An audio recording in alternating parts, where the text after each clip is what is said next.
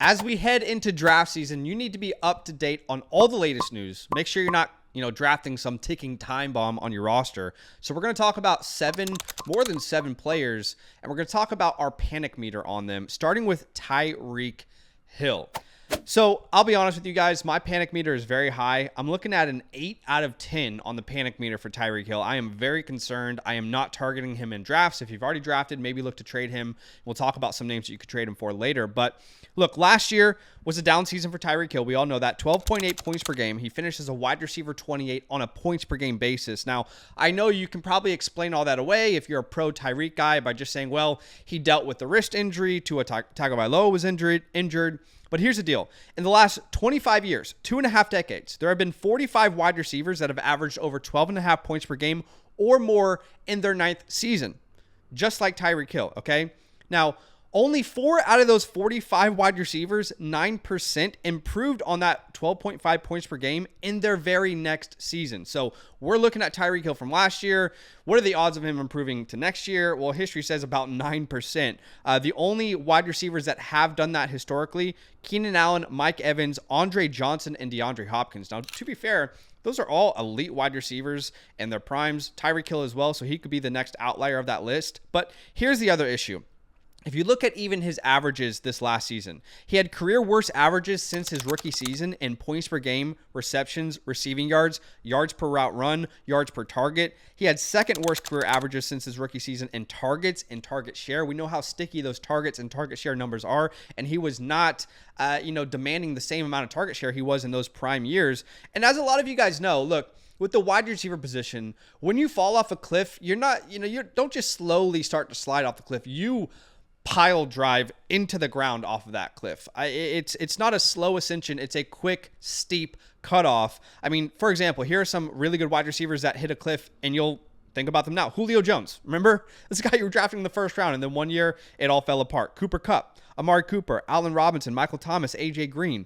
When these wide receivers that are really elite, really good fantasy producers fall off, it happens quickly. And lastly, just the vibes. The PR with the Dolphins team is a nightmare right now. So Tyreek Hill, after his last game in 2024, talks to the media and says, I'm out. I don't want to be here anymore. And then he walked back that statement. But Tua recently in camp said, when you say something like that, you don't just come back and say, my bad. You got to work it out. You got to work the relationships up. He's working on himself. It's just been a weird feeling with this team top to bottom. Mike McDaniel, he's on the hot seat. Could he get fired? Tyreek Hill might be traded. He might be in a worse situation. There are younger weapons that could ascend on this offense. So ultimately, I know the third round sounds cheap for a Tyreek Hill, but it will be a terrible pick if he has truly reached the cliff, which I know we can't guarantee. Maybe it was the injury, but I would rather draft the other names in the third round going around him. This is expert consensus rankings on Fantasy Pros.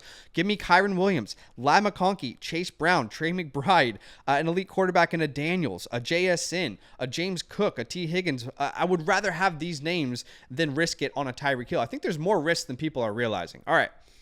Another player that I am very concerned about, that is Aaron Jones. Aaron Jones has been this consistent producer in your lineups. You've probably won fantasy championships with him. His name seems, reliable and consistent. I am currently at a 5 out of 10 on the panic meter with Aaron Jones. I don't think I'm personally going to be targeting him much in my drafts. Let's play good cop, bad cop. Let's start with the good side, all right? Well, he's a part of a top third offense in the NFL. The Vikings last year ranked top 12 in offensive points per game, yards per game, red zone trips per game. And the Vikings offensive line is currently top 10 when you look at consensus rankings for PFF and fantasy points data. So they do have a good offensive line, a good offense. That's great to be a part of. The bad news is he has serious competition that he didn't have last year. Last year, there was not another running back you could justify giving the ball to in this Minnesota Vikings offense. That's not the case anymore with Jordan Mason. And if you think specifically on the goal line, last year, Aaron Jones, 60% of his rushing touchdowns came inside the 5-yard line on that goal line. And last year, he was top 8 in percentage of team carries inside the 5-yard line at 81%. Jordan Mason is a dog. I mean, he is going to eat up some of those goal line opportunities, and he's just a good player overall. Last year, before he got injured in week 8, if you look at weeks 1 to 7 in that span, out of 40 running backs in the NFL with at least 50 rushing attempts, he was top 10 in yards per attempt, top 12 in rushing yards to contact per attempt, second in missed tackles forced, top 10 in breakaway percentage, top 2 in 15 plus rushes, rushes over 15 yards, and more specifically, on the goal line. In that span, he was third in rushing attempts inside the 5-yard line. I think he'll be eating into that work that Aaron Jones once had on the goal line. Next Gen Stats, by the way, noted that from weeks 1 to 8, he led the league in missed tackles forced percentage, a higher percentage than Bijan Robinson, the Bucky Irvings of the world, the Ken Walkers of the world. So Jordan Mason is a legit threat. They've said that Jordan Mason is a 1B to Aaron Jones is 1A. Both are going to get serious work, and I believe them because Jordan Mason's a very good player. They traded for him. They want to have that duo running back in that backfield. And look, going back to Aaron Jones, even history says he's going to fall off a cliff at any point. Right? I pulled up the 7 closest seasons to Aaron Jones' 8th year in the NFL with the Flock Fantasy range of outcome tools. 6 out of the 7 running backs that were the closest season, 85%, put up a worse point per game season the year after their 8th season, which is what Aaron Jones is heading into. By the way, the screenshot you're looking at there is the range of outcome tool on the Flock site. It's one of the many, many tools you get when you sign up with the promo code LAND for a 2025 season pass. It is the best deal in the industry. I know a lot of people are selling you these random draft guides or whatever. Guys, this is the best deal in the industry. It's not even close. For $34 when you use the promo code LAND, for $1.60 per week for the entire season, you're going to get my rankings, all expert rankings, in-season rankings, rest of season, weekly rankings. You're going to get all the premium tools on the Flock site. You're going to get 4 vouchers to come on my live stream and ask me questions. I'll help you with your fantasy team. Access to my draft guide, the best draft guides in the industry from other creators, and the ability to enter LAND live community leagues. Check it out with the link in the pinned comment. But $34, it's a no-brainer. Use a promo code LAND. All right, PUKA NACUA. Now, not every player on this list is a huge panic button. So PUKA NACUA, I gave a 3 out of 10 from a panic meter perspective. Now, let's be real. When healthy, and when Matthew Stafford is healthy, PUKA NACUA is a legitimate candidate to finish as the wide receiver 1 in fantasy football. If you look at some of his closest year 2 season comps historically and how those guys performed in year 3, you're looking at names like Justin Jefferson, who in his next season, 21 points per game. AJ Green, who in his next season, almost 19 points per game. OBJ. When you're getting comped to these names, you've done something very good historically. He's the number 1 target in an offense last year that targeted wide receivers more than any other team. You want to be in a Sean McVay offense as a wide receiver 1. So what's the issue? The issue is Matthew Stafford. How healthy is Matthew Stafford going to be? I mean, I want to preface this by saying Matthew Stafford has been injured his entire career. I mean, when this kid was playing Pee-wee football as a 5-year-old, he probably had an injured back that they were dealing with week in, week out. So he's been playing through this his entire career. However, it has been 4 years since Matthew Stafford had it in a completely healthy NFL season. But he is averaging 13 games in that span per season. The issue is he's the 3rd oldest starting quarterback in the NFL, right behind Aaron Rodgers and Joe Flacco. And if you don't count Joe Flacco, he'd be the 2nd oldest starting quarterback in the NFL.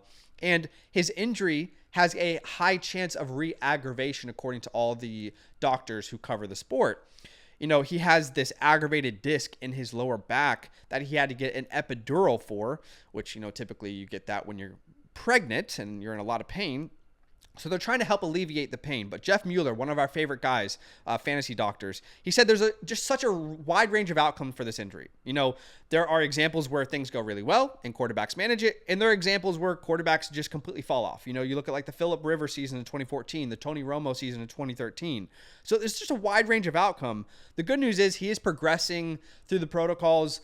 He's not practicing Monday. By the time you're watching this video, maybe he's out there practicing with his guys. Sean McVay came out and said, look, if there was a game this week, he'd be playing.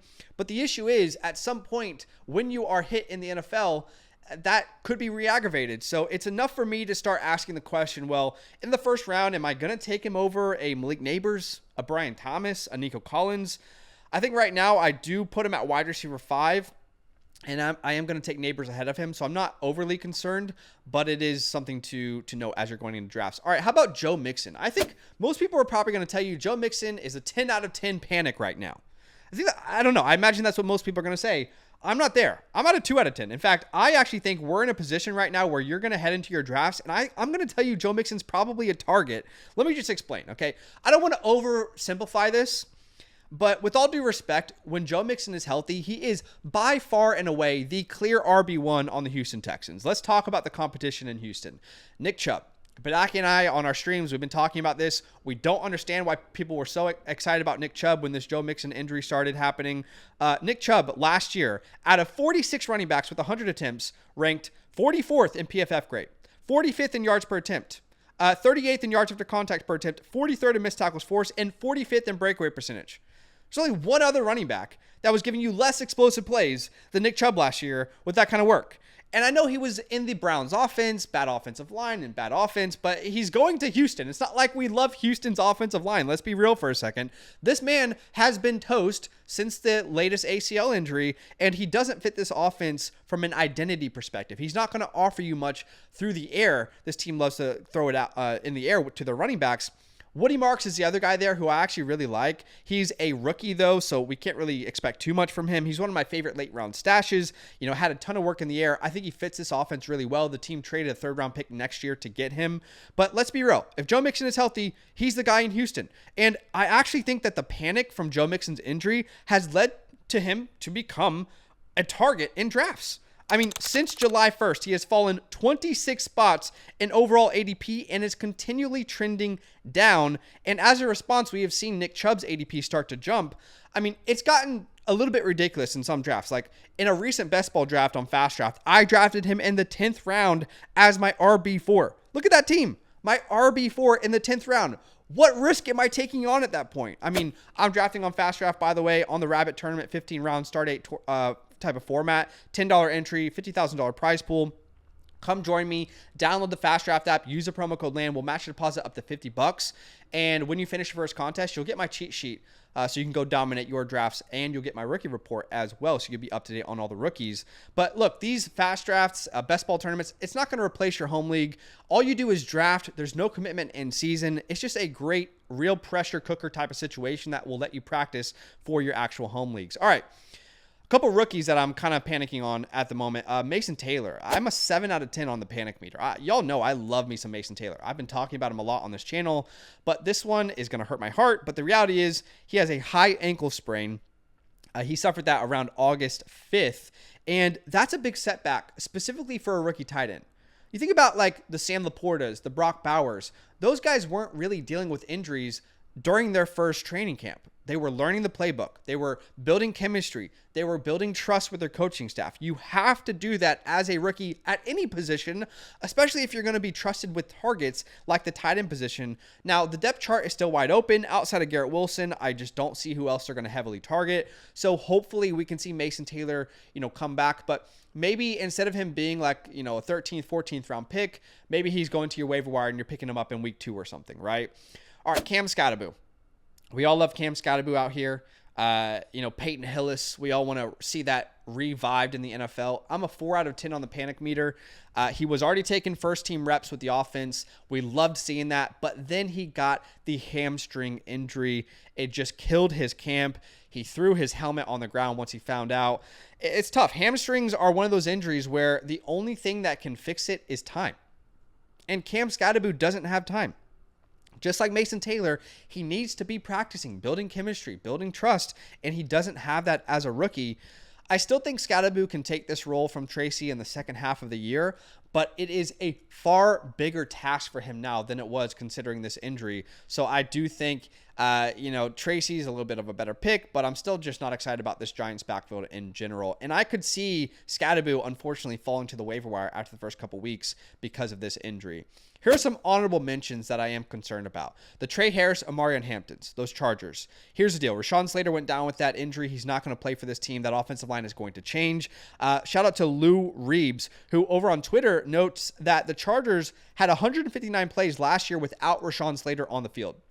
And in those plays, they ranked 27th in yards per play, 29th in success rate, 32nd last in yards per carry, last in percentage of plays with 10-plus yards, and 24th in yards, 20-plus yard plays.